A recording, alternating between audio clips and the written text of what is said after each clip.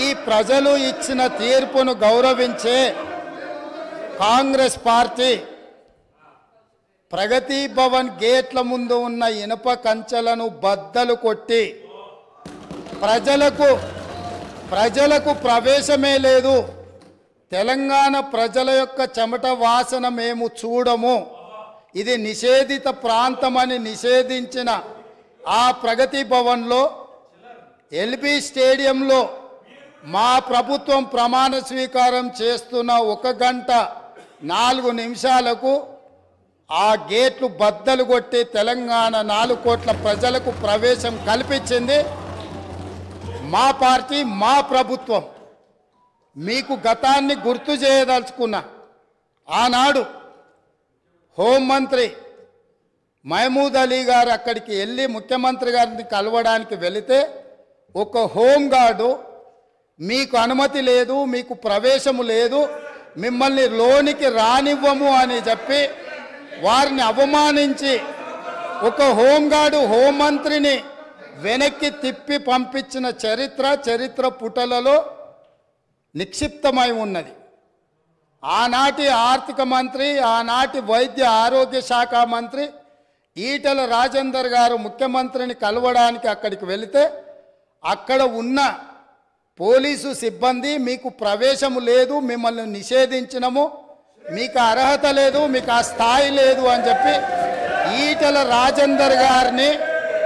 ఆ ప్రగతి భవన్లకు ప్రవేశం లేదని తన సహచర మంత్రిని అవమానించి ఆ మంత్రే స్వయంగా కన్నీళ్లు పెట్టి ఈ ఆవేదనను, ఈ దుఃఖాన్ని లోపల అదిమి పెట్టుకున్న విషయాన్ని 4 కోట్ల తెలంగాణ ప్రజలకు వివరించినప్పుడు తెలంగాణ సమాజమంతా దీన్ని గమనించింది. ఇదే కాదు, ప్రజా యుద్ధ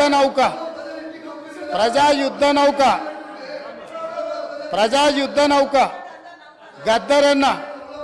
50 సంవత్సరాలు సుదీర్ఘంగా ఈ తెలంగాణ ప్రజల పక్షాన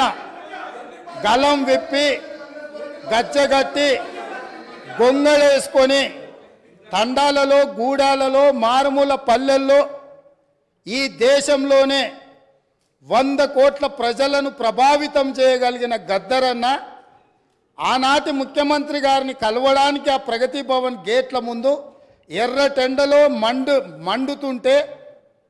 అక్కడ గంటల కొద్దీ నిలబడితే ఈ తెలంగాణ యుద్ధ నౌక, ఈ తెలంగాణ పోరాటానికి, తెలంగాణ ప్రజల యొక్క ఆత్మగౌరవమైన గద్దరన్నకే ప్రవేశం లేని ప్రగతి భవన్ను ఇవాళ బద్దలు కొట్టి నా 4 కోట్ల తెలంగాణ ప్రజలు ఎప్పుడు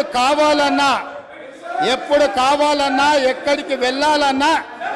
ఆ ప్రగతి భవన్లు గేట్లను, ఇనుప కంచెల్ని బద్దలు కొట్టిన ప్రభుత్వం మా ప్రభుత్వం, ప్రజలెన్నుకున్న ప్రభుత్వం, ప్రజా ప్రభుత్వం.